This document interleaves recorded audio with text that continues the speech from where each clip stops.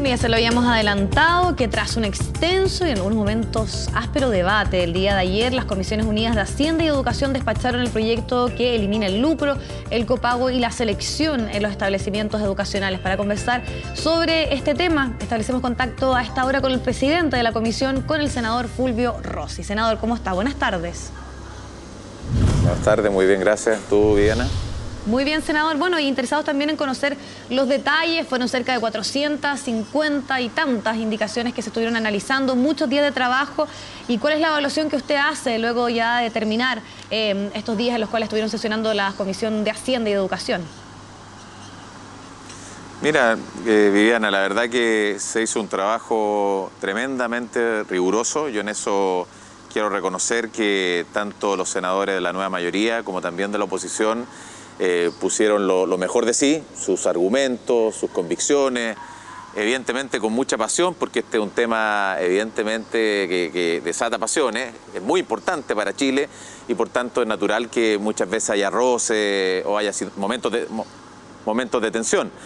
Pero creo que se actuó con responsabilidad. Yo hubiese querido, ojalá, que la oposición tuviese una conducta más de cooperación en el sentido de colaborar, a perfeccionar el proyecto, hacer propuestas, pero al final del día prácticamente en todos los temas hubo rechazo y no fue posible lograr acuerdo, incluso en algunos temas que yo creo que ellos mismos estaban de acuerdo. O sea, hubo una votación muy política, es decir, no porque sí. Porque, por ejemplo, en lo que son los procesos de admisión, nosotros recogimos una propuesta que hizo el Centro de Estudios Públicos en el sentido de poder hacer la postulación de los padres en el colegio, pero la información centralizar al ministerio para que la mayoría de los niños, cerca del 95% de los niños o más, quede en el establecimiento que colocaron sus padres como primera preferencia, que es tremendamente importante porque estamos respetando el derecho preferente de los padres a elegir el colegio de sus hijos. Entonces yo creo que una cosa más bien ya de estrategia política y de no asumir una postura más constructiva, la oposición al final ni siquiera aceptó esa propuesta que era coherente con lo que ellos siempre han dicho, que los padres elijan el colegio de sus hijos. Pero bueno, lamentablemente eso así fue, pero estoy muy contento porque creo que el proyecto se perfeccionó, precisamos muchas cosas y sacamos un muy buen proyecto que va a ser de alguna manera el sostén, ¿no? El sustento, los pilares sobre los cuales se construya la nueva educación pública y un sistema educativo inclusivo, de calidad, que no segregue, que acoja a todos los niños, que ningún niño se quede atrás.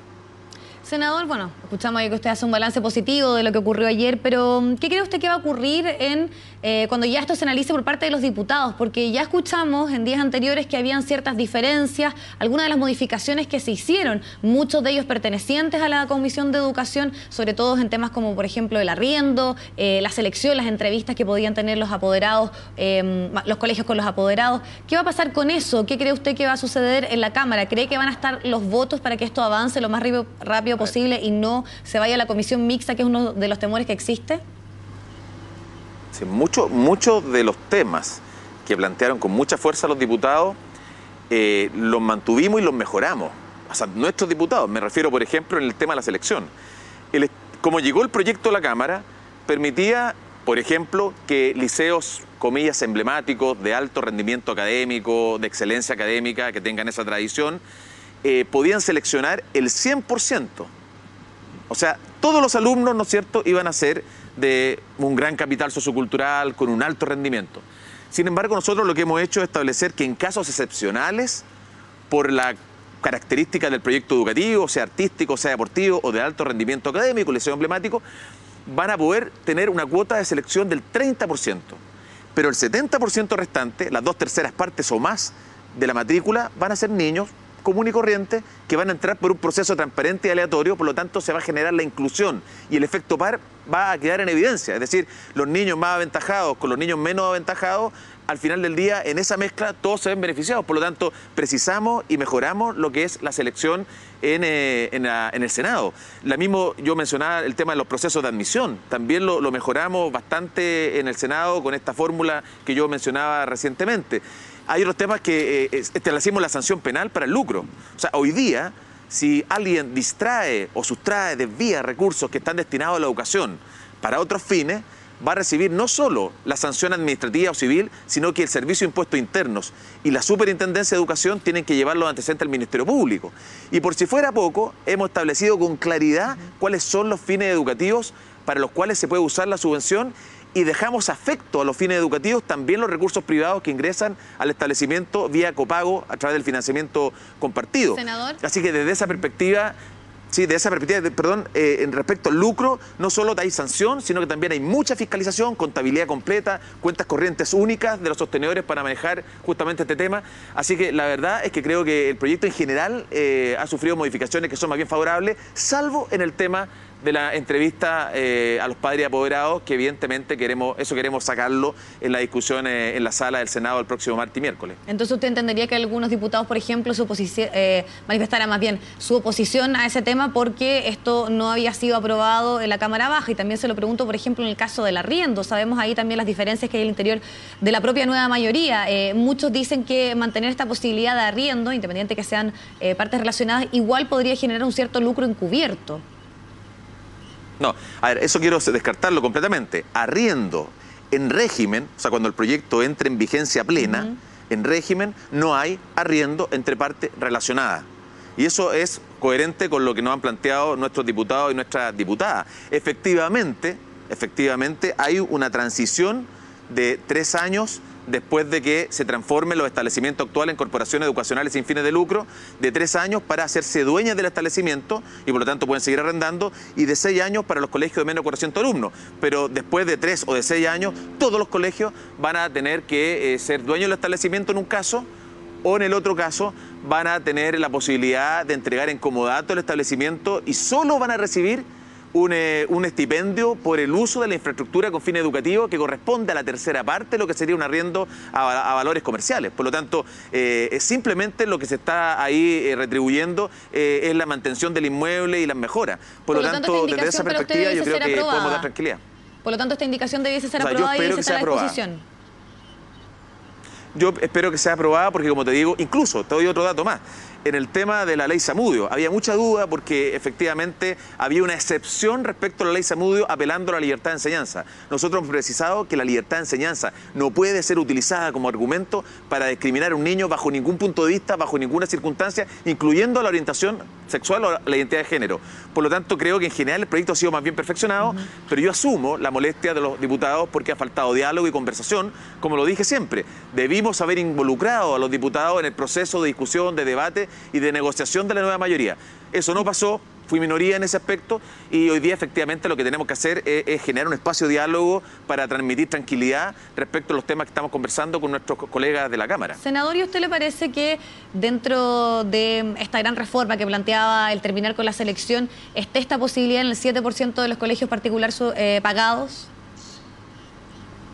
A ver, convengamos una cosa. Para ser franco, a mí no me gusta que haya discriminación en los colegios particulares pagados. La única discriminación que uno podría aceptar es la económica porque va con la naturaleza de ese proyecto educativo. O sea, un colegio particular pagado cobra una alta matrícula, una alta mensualidad y por lo tanto están discriminando económicamente, pero no le piden plata al Estado. Pero sí quiero señalar que no me gusta que se permita seleccionar esos establecimientos por otras razones. Lamentablemente en eso no hemos sido mayoría, pero sí de manera positiva recalcar que establecimos que no pueden ser utilizados como argumentos para cesar la matrícula ni el embarazo de un adolescente, ni tampoco el cambio de estado civil de los padres en los colegios particulares pagados. Sí se permitirá la prueba de ingreso, ¿no es cierto? Y eso yo, la verdad, lo encuentro lamentable porque creo que si bien es cierto, no reciben recursos del Estado, el Estado tiene derecho a regular porque el Estado es el que entrega el reconocimiento oficial y hay ciertas garantías, incluso constitucionales, que tienen que ser respetadas en todos los establecimientos. Pero convengamos que este es el 7% de la matrícula y estamos hablando del 93% restante de la matrícula. Senador, otro de los temas que ayer surgió y generó bastante debate, y escuchábamos también al senador Alamán que fue bien crítico de esto, tiene que ver con esta selección del 30% y que estarían incorporados también ahí los colegios emblemáticos, y se menciona el caso del Instituto Nacional diciendo que finalmente se va a sepultar lo que ha sido la tradición de esta institución, ya que el otro 70% tendría que aspirar a una suerte de posibilidad de postular y que no solamente ingresen alumnos que tienen buenos antecedentes académicos. ¿Qué responde usted a las críticas de quienes sienten que se está un poco sentenciando la finalidad que ha tenido por estos años el Instituto Nacional? No, yo creo que aquí hay un intento de distorsionar la realidad y de generar confusión en la opinión pública y en la ciudadanía, que es parte de esta campaña terrorífica que ha promovido por todo el país la oposición, con puras falsedades, cierre de colegios, estatización, en fin, transformación de colegios particulares subvencionados en particulares pagados. La verdad que eso no va a ocurrir.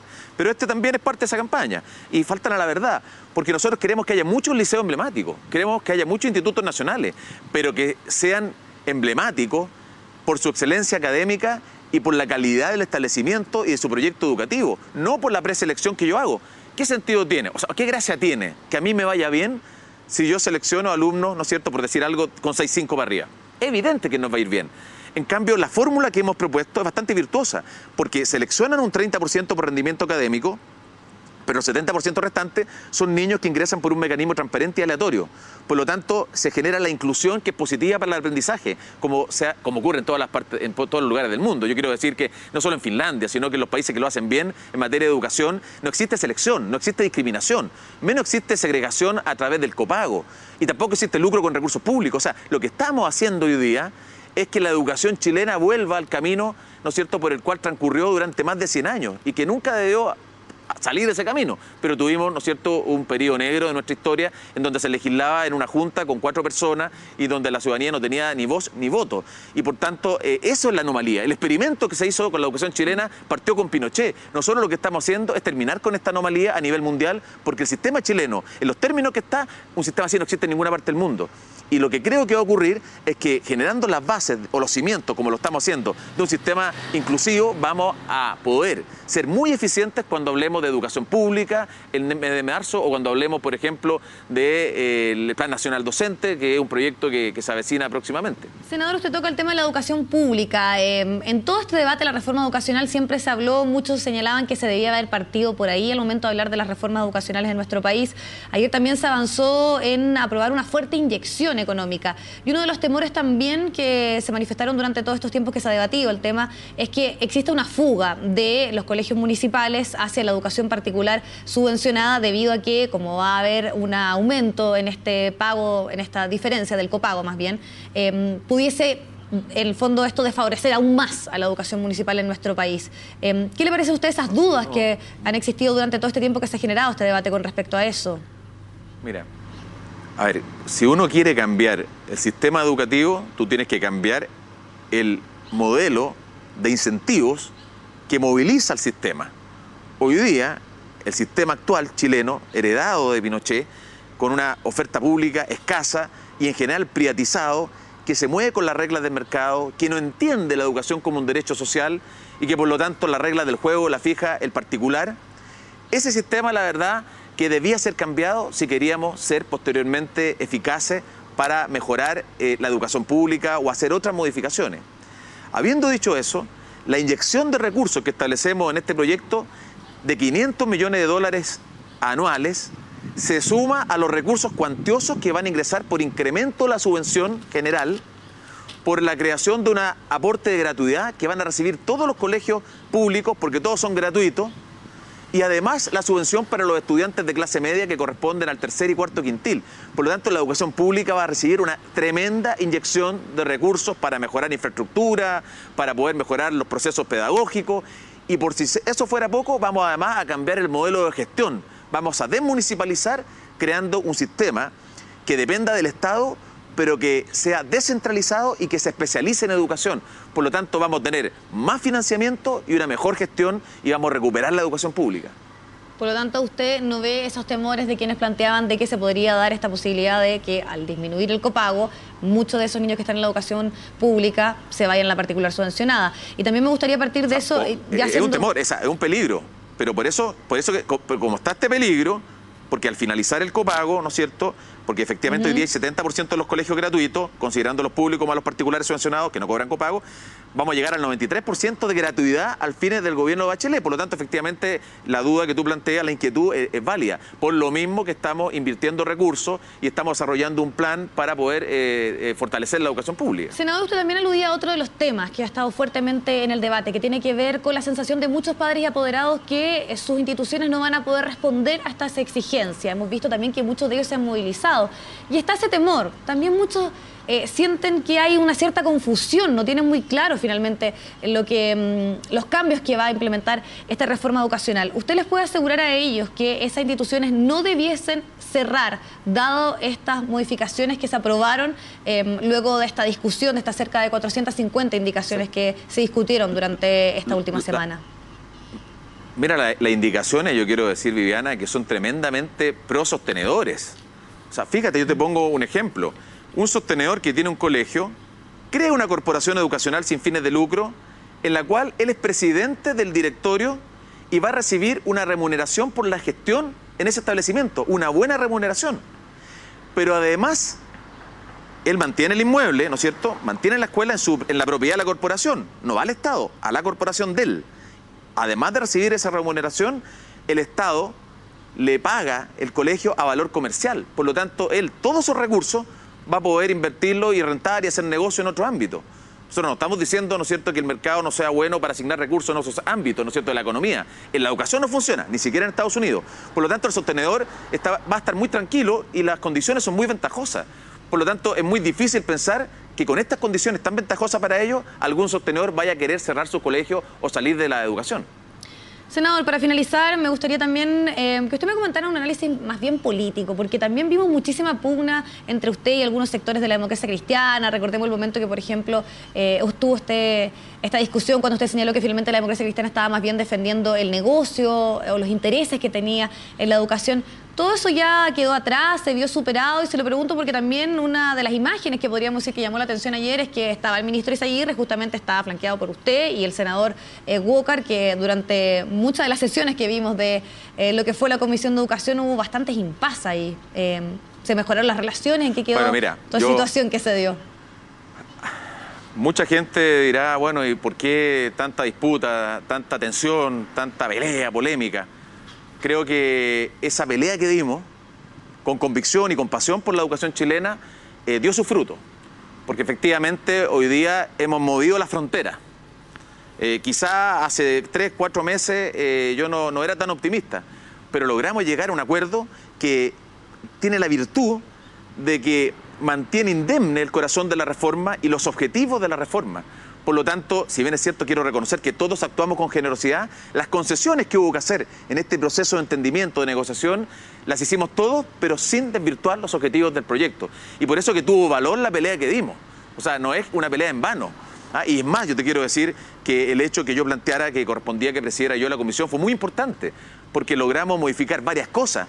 Yo no quiero decir que si uno no hubiese estado, a lo mejor estas cosas no se hubieran modificado igual. Pero sí tengo la convicción que después de un año de trabajar este tema, un año de pelear por esta reforma, creo que tenía la capacidad, las herramientas para poder incidir en que este proyecto saliera como salió, y me tiene muy tranquilo, muy satisfecho y muy contento por lo que hemos hecho. Perfecto. Senador Fulvio Rossi, le agradecemos muchísimo su tiempo con nosotros acá en CNN Chile. Que esté muy bien. Muchas gracias, Viviana, está muy bien.